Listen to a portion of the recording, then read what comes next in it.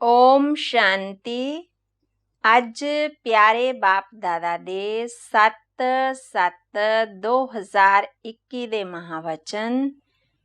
ਪਿਆਰੇ ਬਾਪ ਦਾਦਾ ਨੇ ਆਪਣੇ ਪਿਆਰੇ ਪਿਆਰੇ ਬੱਚਿਆਂ ਨੂੰ ਕਿਹਾ, ਮਿੱਠੇ ਬੱਚੇ, ਤੁਸੀਂ ਇੱਥੇ ਆਏ ਹੋ ਆਪਣੇ ਸਹਿਤ ਸਾਰੀ ਦੁਨੀਆ ਦੀ ਕਾਇਆ ਕਲਪਤਰੂ ਬਣਾਉਣ ਦੇ ਲਈ।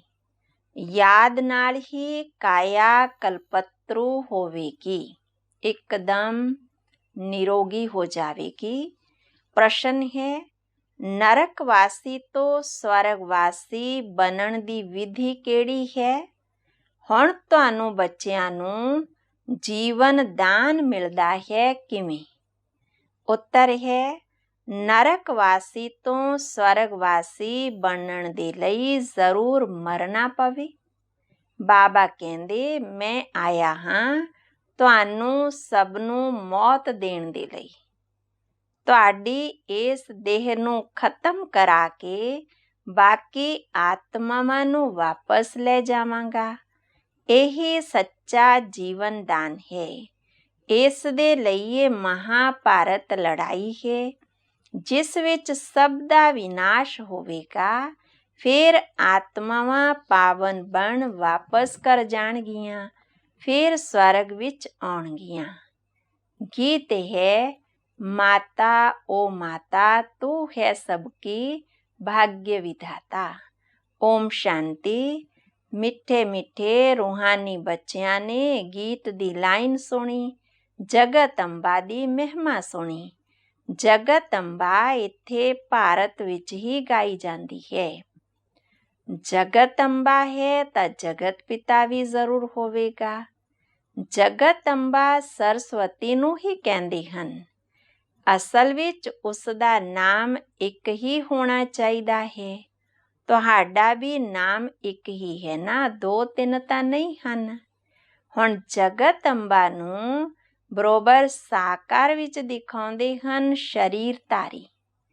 ਜਗਤ ਪਿਤਾ ਵੀ ਹੈ, ਜਿਸ ਨੂੰ ਪ੍ਰਜਾ ਪਿਤਾ ਵੀ ਕਿਹਾ ਜਾਂਦਾ ਹੈ।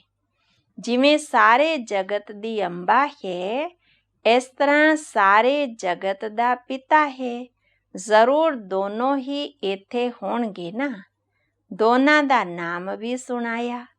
ਦੋਨੋਂ ਹਨ ਪ੍ਰਜਾ ਪਿਤਾ ਅਤੇ ਪ੍ਰਜਾ ਮਾਤਾ। ਹੁਣ ਦੂਸਰਾ ਜਗਤ ਪਿਤਾ ਕਿਹਾ ਜਾਂਦਾ ਨਿਰਾਕਾਰ ਸ਼ਿਵ ਬਾਬਾ ਨੂੰ, ਜੋ ਕਿ ਸਾਰਿਆਂ ਦਾ ਪਿਤਾ ਹੈ। ਉਸ ਦਾ ਨਾਮ ਹੀ ਹੈ ਪਰਮ ਪਿਤਾ ਪਰਮ ਆਤਮਾ ਸ਼ਿਵ। ਸਿਰਫ ਈਸ਼ਵਰ ਵਾ ਪਰਮਾਤਮਾ ਨਹੀਂ ਕਹਿਣਾ ਹੈ, ਉਸ ਦਾ ਨਾਮ ਰੂਪ ਵੀ ਹੈ। ਉਸ ਨੂੰ ਗॉड ਫਾਦਰ ਵੀ ਕਿਹਾ ਜਾਂਦਾ ਹੈ। ਇੱਕ ਹੈ ਆਤਮਾਵਾਂ ਦਾ ਬਾਪ, ਦੂਸਰਾ ਹੈ ਸਾਕਾਰੀ ਮਨੁੱਖ ਆਤਮਾਵਾਂ ਦਾ ਬਾਪ ਔਰ ਮੰਮਾ। ਸ਼ਿਵ ਹੈ ਆਤਮਾਵਾਂ ਦਾ ਪਿਤਾ। ਆਤਮਾ ਕਹਿੰਦੀ ਹੈ ਉਹ ਸਾਡਾ ਬਾਪ ਹੈ। ਫਿਰ ਆਤਮਾ ਨੂੰ ਇਹ ਸਾਕਾਰ ਸਰੀਰ ਮਿਲਿਆ ਤਾਂ ਕਹਿੰਦੇ ਹਨ ਬ੍ਰਹਮਾ ਬਾਬਾ। ਤਾਂ 2 ਬਾਪ ਹੋ ਗਏ ਨਾ। ਇੱਕ ਹੈ ਸ਼ਿਵ ਬਾਬਾ, ਦੂਸਰਾ ਪ੍ਰਜਾਪਿਤਾ ਬ੍ਰਹਮਾ। ਸ਼ਿਵ ਬਾਬਾ ਦਾ ਬੱਚਾ ਹੈ ਬ੍ਰਹਮਾ। ਇੱਕ ਨਿਰਾਕਾਰ ਪਿਤਾ ਔਰ ਇੱਕ ਸਾਕਾਰੀ ਪਿਤਾ। ਨਿਰਾਕਾਰ ਪਿਤਾ ਨੂੰ ਕਿਹਾ ਜਾਂਦਾ ਪਤਿਤ ਪਾਵਨ। ਬ੍ਰਹਮਾ ਵਾ ਸਰਸਵਤੀ ਨੂੰ ਪਤਿਤ ਪਾਵਨ ਨਹੀਂ ਕਿਹਾ ਜਾਂਦਾ। ਪਤਿਤ ਪਾਵਨ ਇੱਕ ਹੀ ਹੈ। ਇਹ ਤਾਂ ਫਿਰ 2 ਹੋ ਗਏ। ਸਭ ਪੁਕਾਰਦੇ ਹਨ ਨਾ ਪਤਿਤ ਪਾਵਨ ਆਓ, ਤਾਂ 2 ਬਾਪ ਹੋ ਗਏ। ਸ਼ਿਵ ਬਾਬਾ ਹੈ ਰਚయిਤਾ। ਨਵੀਂ ਦੁਨੀਆ ਰਚਦੇ ਹਨ ਤਾਂ ਪਹਿਲਾਂ ਜ਼ਰੂਰ ਬ੍ਰਹਮਾ ਨੂੰ ਰਚਨਾ ਹੈ। ਵਿਸ਼ਨੂੰ ਅਤੇ ਸ਼ੰਕਰ ਨੂੰ ਕਦੇ ਵੀ ਪ੍ਰਜਾਪਿਤਾ ਨਹੀਂ ਕਹਾਂਗੇ। ਬ੍ਰਹਮਾ ਨੂੰ ਹੀ ਪ੍ਰਜਾਪਿਤਾ ਕਿਹਾ ਜਾਂਦਾ ਹੈ। ਤਾਂ ਸ਼ਿਵ ਬਾਬਾ ਪ੍ਰਜਾਪਿਤਾ ਬ੍ਰਹਮਾ ਦੁਆਰਾ ਅਡਾਪਟ ਕਰਦੇ ਹਨ। ਕਹਿੰਦੇ ਹਨ ਅਸੀਂ ਸ਼ਿਵ ਬਾਬਾ ਦੇ ਬੱਚੇ ਹਾਂ। ਹੁਣ ਸ਼ਿਵ ਬਾਬਾ ਪ੍ਰਜਾਪਿਤਾ ਬ੍ਰਹਮਾ ਇੱਕ ਨੂੰ ਬਾਪ ਇੱਕ ਨੂੰ ਦਾਦਾ ਕਹਾਂਗੇ। ਇਹ ਤਾਂ ਤੁਸੀਂ ਜਾਣਦੇ ਹੋ ਕਿ ਸਾਰੇ ਮਨੁੱਖ ਮਾਤਰ ਸ਼ਿਵ ਦੀ ਸੰਤਾਨ ਹਨ। शिववंशी फिर हन ब्रह्मा कुमार कुमारियां। शिव बाबा ਅਤੇ ਦਾਦਾ ਦੋਨੋਂ ਇਕੱਠੇ ਹਨ। शिव बाबा ਇਸ ਵਿੱਚ ਵਿਰਾਜਮਾਨ ਹਨ। ਸਾਨੂੰ ਬ੍ਰਾਹਮਣ ਬਣਾ ਕੇ ਰਾਜਯੋਗ ਸਿਖਾਉਂਦੇ ਹਨ, ਮਨੁੱਖ ਤੋਂ ਦੇਵਤਾ ਬਣਾਉਣ ਦੇ ਲਈ। ਹੁਣ ਤੁਸੀਂ ਵਿਸ਼ਨੂਪੁਰੀ ਦੇ ਮਾਲਿਕ ਬਣ ਰਹੇ ਹੋ। ਤੁਸੀਂ ਜਾਣਦੇ ਹੋ ਕਿ ਭਾਰਤ ਵਿੱਚ ਅੱਜ ਤੋਂ 5000 ਸਾਲ ਪਹਿਲਾਂ ਦੇਵੀ ਦੇਵਤਿਆਂ ਦਾ ਰਾਜ ਸੀ। ਪਿੱਛੇ ਫਿਰ 1250 ਵਰਸ਼ ਬਾਅਦ ਹੁੰਦਾ ਹੈ ਰਾਮ ਸੀਤਾ ਦਾ ਰਾਜ। ਬਾਪ ਸਿੱਧ ਕਰਕੇ ਦੱਸਦੇ ਹਨ, ਸਤਯੁਗ ਤ੍ਰੇਤਾ ਵਿੱਚ ਤੁਸੀਂ 21 ਜਨਮ ਲਏ। ਬ੍ਰਾਹਮਣ, ਦੇਵਤਾ, ਕਸ਼ਤਰੀਏ, ਵੈਸ਼ਯ, ਸ਼ੂਦਰ ਸਭ ਭਾਰਤ ਵਿੱਚ ਹੀ ਬਣਦੇ ਹਨ। ਬਾਪ ਆ ਕੇ ਪੁਰਾਣੀ ਦੁਨੀਆ ਨੂੰ ਨਵਾਂ ਬਣਾਉਂਦੇ ਹਨ, ਪਰਿਵਰਤਿਤ ਕਰਦੇ ਹਨ, ਕਾਇਆ ਕਲਪਤਰੂ ਬਣਾਉਂਦੇ ਹਨ, ਅਮਰ ਬਣਾਉਂਦੇ ਹਨ। ਤੁਹਾਨੂੰ ਬੱਚਿਆਂ ਨੂੰ ਬਾਬਾ ਆ ਕੇ ਅਮਰ ਲੋਕ ਦਾ ਮਾਲਿਕ ਬਣਾਉਂਦੇ ਹਨ। ਭਾਰਤ ਅਮਰ ਲੋਕ ਸੀ ਤਾਂ ਦੇਵਤਿਆਂ ਦਾ ਰਾਜ ਸੀ। ਸੀੜੀ ਉਤਰਦੇ ਉਤਰਦੇ ਮ੍ਰਿਤੂ ਲੋਕ ਵਿੱਚ ਆ ਕੇ ਮਾਲਿਕ ਬਣੇ। ਕਹਿੰਦੇ ਹਨ ਸਾਡਾ ਭਾਰਤ, ਤਾਂ ਪ੍ਰਜਾ ਵੀ ਮਾਲਿਕ ਹੋ ਗਈ ਨਾ। ਤੁਸੀਂ ਵੀ ਕਹੋਗੇ ਸਾਡਾ ਭਾਰਤ। ਅਸੀਂ ਭਾਰਤ ਦੇ ਮਾਲਿਕ ਸੀ, ਪਰੰਤੂ ਨਰਕਵਾਸੀ। ਦੇਵੀ ਦੇਵਤਾ, ਅਸੀਂ ਸਵਰਗਵਾਸੀ ਹਾਂ। ਦੇਵਤੇ ਕਹਿਣਗੇ ਅਸੀਂ ਸਵਰਗਵਾਸੀ ਹਾਂ। ਤੁਸੀਂ ਵੀ ਸਵਰਗਵਾਸੀ ਸੀ, ਫਿਰ 84 ਜਨਮ ਭੋਗ ਹੁਣ ਨਰਕਵਾਸੀ ਬਣੇ। ਇੱਥੇ ਭਾਰਤ ਵਿੱਚ ਹੀ ਸ਼ਿਵ ਬਾਬਾ ਜਨਮ ਲੈਂਦੇ ਹਨ। ਸ਼ਿਵਰਾਤਰੀ ਜਾਂ ਸ਼ਿਵ ਜਯੰਤੀ ਗਾਈ ਜਾਂਦੀ ਹੈ। ਕ੍ਰਿਸ਼ਨ ਜਯੰਤੀ ਵੀ ਮਨਾਉਂਦੇ ਹਨ। ਉਹਨਾਂ ਦੀ ਵੀ ਵੇਲਾ ਤਾਂ ਦੱਸਦੇ ਹਨ। ਫਲਾਣੇ ਸਮੇਂ ਮਾਤਾ ਦੇ ਗਰਭ ਤੋਂ ਜਨਮ ਲਿਆ। ਸਤਯੁਗ ਵਿੱਚ ਜਨਮ ਤਾਂ ਜ਼ਰੂਰ ਮਾਤਾ ਦੇ ਗਰਭ ਤੋਂ ਹੀ ਲਿਆ ਹੋਵੇਗਾ। ਕ੍ਰਿਸ਼ਨ ਜਯੰਤੀ ਹੁੰਦੀ ਹੈ ਸਤਯੁਗ ਨਵੀਂ ਦੁਨੀਆ ਵਿੱਚ, ਫਿਰ ਪੁਨਰ ਜਨਮ ਵਿੱਚ ਆਉਣ ਲੱਗੇ। ਬਾਬਾ ਸਿਰਫ ਇੱਕ ਦੀ ਗੱਲ ਨਹੀਂ ਕਰਦੇ। ਕ੍ਰਿਸ਼ਨਪੁਰੀ ਸੋ ਵਿਸ਼ਨੂਪੁਰੀ। ਰਾਜਾਵਾਂ ਉਤਰਦੇ ਹਨ ਤਾਂ ਸਾਰੀ ਡਿਨਾਇਸਟੀ ਵੀ ਉਤਰਦੀ ਹੈ। ਹੁਣ ਤੁਸੀਂ ਸਮਝਦੇ ਹੋ ਕਿ ਅਸੀਂ ਬ੍ਰਾਹਮਣ ਹਾਂ ਚੋਟੀ। ਚੋਟੀ ਦੇ ਉੱਪਰ ਹੈ ਬਾਪ। ਅਸੀਂ ਪਹਿਲਾਂ ਬ੍ਰਾਹਮਣ ਸੀ, ਫਿਰ ਸ਼ੂਦਰ ਅਥਵਾ ਪੈਰ ਬਣੇ। ਪੈਰ ਤੋਂ ਇੱਕਦਮ ਚੋਟੀ ਬਣਦੇ ਹਾਂ। ਪਹਿਲਾਂ ਸ਼ਿਵ ਬਾਬਾ, ਫਿਰ ਹੈ ਚੋਟੀ। ਬਾਬਾ ਨੇ ਤੁਹਾਨੂੰ ਬ੍ਰਾਹਮਣ ਬਣਾਇਆ ਹੈ। ਹੁਣ ਤੁਸੀਂ ਸ਼ਿਵ ਬਾਬਾ ਨੂੰ ਬਾਬਾ ਬਾਬਾ ਕਹਿੰਦੇ ਹੋ। ਇਸ ਹਿਸਾਬ ਨਾਲ ਪੋਤਰੇ ਪੋਤਰੀਆਂ ਹੋ ਗਏ। ਤੁਸੀਂ ਪਵਿੱਤਰ ਜ਼ਰੂਰ ਬਣਨਾ ਹੈ। ਇੱਕ ਬਾਪ ਦੇ ਬੱਚੇ ਭਾਈ ਭੈਣ ਠਹਿਰੇ। ਇਸਤਰੀ ਪੁਰਸ਼ ਕਿਵੇਂ ਪਵਿੱਤਰ ਬਣੀਏ, ਇਸ ਲਈ ਇਹ ਯੁਕਤੀ ਡਰਾਮਾ ਵਿੱਚ ਨੋਂਦੀ ਹੋਈ ਹੈ ਕਿ ਇੱਥੇ ਸਿਰਫ ਤੁਸੀਂ ਹੋ ਬ੍ਰਹਮਾ ਕੁਮਾਰ ਬ੍ਰਹਮਾ ਕੁਮਾਰੀਆਂ। ਕੋਈ ਸ਼ੂਦਰ ਕੁਮਾਰ ਕੁਮਾਰੀ ਹੈ ਨਹੀਂ। ਉਹ ਹੈ ਪਤਿਤ ਸ਼ੂਦਰ ਤੁੱਛ ਬੁੱਧੀ, ਕਿਉਂਕਿ ਬਾਪ ਨੂੰ ਨਹੀਂ ਜਾਣਦੇ। ਕਹਿੰਦੇ ਹਨ ਉਹ ਗॉड ਫਾਦਰ। ਅੱਛਾ, ਉਸ ਦਾ ਆਕਿਊਪੇਸ਼ਨ ਤਾਂ ਦੱਸੋ। ਨਾਮ ਰੂਪ ਦੇਸ਼ ਕਾਲ ਤਾਂ ਦੱਸੋ। ਉਸ ਦੀ ਜੀਵਨ ਕਹਾਣੀ ਬਾਰੇ ਤਾਂ ਕੁਛ ਦੱਸੋ। ਅਗਰ ਨਹੀਂ ਜਾਣਦੇ ਹੋ ਤਾਂ ਨਾਸਤਿਕ ਠਹਿਰੇ। ਰਚయిਤਾ ਅਤੇ ਰਚਨਾ ਦੇ ਆਦਿ ਮੱਧ ਅੰਤ ਨੂੰ ਹੀ ਨਹੀਂ ਜਾਣਦੇ। ਉਹ ਹੈ ਹੀ ਪਤਿਤ ਦੁਨੀਆ। ਸਤਯੁਗ ਪਾਵਨ ਦੁਨੀਆ, ਕਲਯੁਗ ਨੂੰ ਪਤਿਤ ਦੁਨੀਆ ਕਿਹਾ ਜਾਂਦਾ।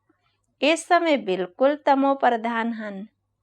ਇਸ ਨੂੰ ਰੌਰਵ ਨਰਕ ਕਿਹਾ ਜਾਂਦਾ, ਘੋਰ ਨਰਕ। ਇਸ ਦੀਆਂ ਵੀ ਸਟੇਜਾਂ ਹੁੰਦੀਆਂ ਹਨ। ਦੁਆਪਰ ਤੋਂ ਨਰਕ ਬਣਨਾ ਸ਼ੁਰੂ ਹੁੰਦਾ ਹੈ, ਫਿਰ ਵ੍ਰਿਧੀ ਨੂੰ ਪਾਉਂਦਾ ਜਾਂਦਾ। ਭਗਤੀ ਵੀ ਪਹਿਲਾਂ ਸਤੋ ਪ੍ਰਧਾਨ, ਫਿਰ ਰਜੋ, ਫਿਰ ਤਮੋ ਹੁੰਦੀ ਹੈ। ਤੁਸੀਂ ਦੇਖਿਆ ਹੋਵੇਗਾ ਜਿੱਥੇ 3 ਰਸਤੇ ਮਿਲਦੇ ਹਨ ਉਸ ਨੂੰ ਟਿਵਾਟਾ ਕਹਿੰਦੇ ਹਨ। ਉਸ ਤੇ ਤੇਲ ਆਦਿ ਚੜਾਉਂਦੇ, ਮੱਥਾ ਝੁਕਾਉਂਦੇ। ਹੁਣ ਕਿੱਥੇ ਸ਼ਿਵ ਬਾਬਾ ਦੀ ਪੂਜਾ, ਕਿੱਥੇ ਟਿਵਾਟੇ ਦੀ ਪੂਜਾ ਕਰਨ ਲੱਗ ਗਏ। ਇਸ ਨੂੰ ਕਿਹਾ ਜਾਂਦਾ ਤਮੋ ਪ੍ਰਧਾਨ ਭਗਤੀ। ਪਾਣੀ ਦੀ ਵੀ ਪੂਜਾ ਕਰਦੇ। ਪਤਿਤ ਪਾਵਨੀ ਗੰਗਾ ਬਹੁਤ ਗਾਉਂਦੇ। ਹੁਣ ਪਤਿਤ ਪਾਵਨ ਕੌਣ? ਪਾਣੀ ਦੀ ਗੰਗਾ ਕਿਵੇਂ ਪਤਿਤ ਪਾਵਨ ਹੋ ਸਕਦੀ ਹੈ? ਉਹ ਤਾਂ ਪਾਣੀ ਹੈ ਨਾ। ਪਤਿਤ ਪਾਵਨ ਤਾਂ ਇੱਕ ਬਾਪ ਹੈ। ਸ਼ਿਵ ਜਯੰਤੀ ਵੀ ਭਾਰਤ ਵਿੱਚ ਹੁੰਦੀ ਹੈ ਤਾਂ ਜ਼ਰੂਰ ਭਾਰਤ ਵਿੱਚ ਹੀ ਆਇਆ ਹੋਵੇਗਾ ਸ਼ਿਵ ਬਾਬਾ ਪਤਿਤ ਤੋਂ ਪਾਵਨ ਬਣਾਉਣ ਦੇ ਲਈ। ਤੁਸੀਂ ਜਾਣਦੇ ਹੋ, ਛੋਟੇ ਵੱਡੇ ਅਸੀਂ ਸਭ ਹਾਂ ਬ੍ਰਹਮਾ ਕੁਮਾਰ ਬ੍ਰਹਮਾ ਕੁਮਾਰੀਆਂ। ਦੋਨੋਂ ਕਹਿੰਦੇ ਹਨ, ਬਾਬਾ ਅਸੀਂ ਤੁਹਾਡੇ ਬੱਚੇ ਹਾਂ, ਬ੍ਰਾਹਮਣ ਬਣੇ ਹਾਂ। ਇਹ ਹੈ ਬਾਪ ਦਾਦਾ, ਆਦਿ ਦੇਵ ਬ੍ਰਹਮਾ ਅਤੇ ਸ਼ਿਵ ਬਾਬਾ। ਤੁਸੀਂ ਜਾਣਦੇ ਹੋ, ਅਸੀਂ ਬ੍ਰਹਮਾ ਬਾਬਾ ਅਤੇ ਸ਼ਿਵ ਬਾਬਾ ਦੇ ਸਾਹਮਣੇ ਬੈਠੇ ਹਾਂ। ਬਾਪ ਕਹਿੰਦੇ ਹਨ, ਮੈਨੂੰ ਯਾਦ ਕਰੋ। ਬਾਪ ਤੋਂ ਤੁਸੀਂ ਵਰਸਾ ਲੈਂਦੇ ਹੋ। ਸ਼ਿਵ ਬਾਬਾ ਸਾਡਾ ਬਾਪ ਵੀ ਹੈ, ਪਤਿਤ ਪਾਵਨ ਵੀ ਹੈ, ਗੁਰੂ ਵੀ ਹੈ। ਇਹ ਹੈ ਸੰਗਮ ਯੁੱਗ, ਪਤਿਤ ਤੋਂ ਪਾਵਨ ਬਣਨ ਦਾ ਮੇਲਾ। ਪਤਿਤ ਪਾਵਨ ਬਣਦੇ ਹੋ ਪਾਵਨ ਬਾਪ ਦੇ ਦੁਆਰਾ। ਤੁਹਾਡੀ ਆਤਮਾ ਕਹਿੰਦੀ ਹੈ, ਮੇਰਾ ਤਾਂ ਇੱਕ ਸ਼ਿਵ ਬਾਬਾ, ਦੂਸਰਾ ਨਾ ਕੋਈ। ਮਿੱਤਰ ਸੰਬੰਧੀ ਆਦਿ ਹੁੰਦੇ ਹੋਏ ਵੀ ਮੇਰਾ ਤਾਂ ਇੱਕ ਸ਼ਿਵ ਬਾਬਾ। ਉਸ ਦੀ ਯਾਦ ਨਾਲ ਹੀ ਪਾਵਨ ਬਣਨਾ ਹੈ। ਅੱਛਾ, ਮਿੱਠੇ ਮਿੱਠੇ ਸਿੱਕਿਲ ਦੇ ਬੱਚਿਆਂ ਪ੍ਰਤੀ ਮਾਤ ਪਿਤਾ ਬਾਪ ਦਾਦਾ ਦਾ ਯਾਦ ਪਿਆਰ ਅਤੇ ਗੁੱਡ ਮਾਰਨਿੰਗ। ਰੂਹਾਨੀ ਬਾਪ ਦੀ ਰੂਹਾਨੀ ਬੱਚਿਆਂ ਨੂੰ ਨਮਸਤੇ। ਧਾਰਨਾ ਲਈ ਮੁੱਖ ਸਾਰ ਹੈ। ਪਹਿਲਾ ਪੁਆਇੰਟ, ਗਿਆਨ ਸਾਗਰ ਵਿੱਚ ਗਿਆਨ ਇਸ਼ਨਾਨ ਕਰ ਖੁਦ ਨੂੰ ਪਾਵਨ ਬਣਾਉਣਾ ਹੈ। ਮਿੱਤਰ ਸੰਬੰਧੀਆਂ ਦੇ ਨਾਲ ਰਹਿੰਦੇ ਬੁੱਧੀ ਵਿੱਚ ਰਹੇ, ਮੇਰਾ ਤਾਂ ਇੱਕ ਸ਼ਿਵ ਬਾਬਾ, ਦੂਸਰਾ ਨਾ ਕੋਈ। ਦੂਸਰਾ, ਵਿਸ਼ਨੂਪੁਰੀ ਵਿੱਚ ਚੱਲਣ ਦੇ ਲਈ ਪੱਕਾ ਵੈਸ਼ਨਵ ਅਰਥਾਤ ਪਵਿੱਤਰ ਬਣਨਾ ਹੈ। ਨਰਕ ਤੋਂ ਜਿਉਂਦੇ ਜੀ ਮਰ ਕੇ ਬੁੱਧੀ ਯੋਗ ਸਵਰਗ ਵਿੱਚ ਲਗਾਉਣਾ ਹੈ। ਵਰਦਾਨ, ਧਰਮ ਅਤੇ ਕਰਮ ਦੋਨਾਂ ਦਾ ਠੀਕ ਸੰਤੁਲਨ ਰੱਖਣ ਵਾਲੇ ਦਿਵਯ ਵਾ ਸ੍ਰੇਸ਼ਟ ਬੁੱਧੀਵਾਨ ਭਵ। ਕਰਮ ਕਰਦੇ ਸਮੇਂ ਧਰਮ ਅਤੇ ਧਾਰਨਾ ਵੀ ਸੰਪੂਰਨ ਹੋਵੇ ਤਾਂ ਧਰਮ ਅਤੇ ਕਰਮ ਦੋਨਾਂ ਦਾ ਬੈਲੈਂਸ ਠੀਕ ਹੋਣ ਨਾਲ ਪ੍ਰਭਾਵ ਵਧੇਗਾ। ਇਸ ਤਰ੍ਹਾਂ ਨਹੀਂ ਕਿ ਜਦੋਂ ਕਰਮ ਸਮਾਪਤ ਹੋ ਜਾਵੇ ਤਾਂ ਧਾਰਨਾ ਸਮ੍ਰਿਤੀ ਵਿੱਚ ਆਵੇ। ਬੁੱਧੀ ਵਿੱਚ ਦੋਨਾਂ ਗੱਲਾਂ ਦਾ ਬੈਲੈਂਸ ਠੀਕ ਹੋਵੇ ਤਾਂ ਕਹਾਂਗੇ ਸ੍ਰੇਸ਼ਟ ਵਾ ਦਿਵਯ ਬੁੱਧੀਵਾਨ। ਨਹੀਂ ਤਾਂ ਸਧਾਰਨ ਬੁੱਧੀ, ਕਰਮ ਵੀ ਸਧਾਰਨ, ਧਾਰਨਾਵਾਂ ਵੀ ਸਧਾਰਨ ਹੁੰਦੀਆਂ ਹਨ। ਤਾਂ ਸਧਾਰਨਤਾ ਵਿੱਚ ਸਮਾਨਤਾ ਨਹੀਂ ਲਿਆਉਣੀ, ਲੇਕਿਨ ਸ੍ਰੇਸ਼ਟਤਾ ਵਿੱਚ ਸਮਾਨਤਾ ਹੋਵੇ। ਜਿਵੇਂ ਕਰਮ ਸ੍ਰੇਸ਼ਟ, ਉਸ ਤਰ੍ਹਾਂ ਧਾਰਨਾ ਵੀ ਸ੍ਰੇਸ਼ਟ ਹੋਵੇ। ਸਲੋਗਨ ਹੈ, ਆਪਣੀ ਮਨ ਬੁੱਧੀ ਨੂੰ ਅਨੁਭਵ ਦੀ ਸੀਟ ਤੇ ਸੈੱਟ ਕਰ ਦਵੋ ਤਾਂ ਕਦੇ ਵੀ ਅਪਸੈਟ ਨਹੀਂ ਹੋਵੋਗੇ। ਓਮ ਸ਼ਾਂਤੀ।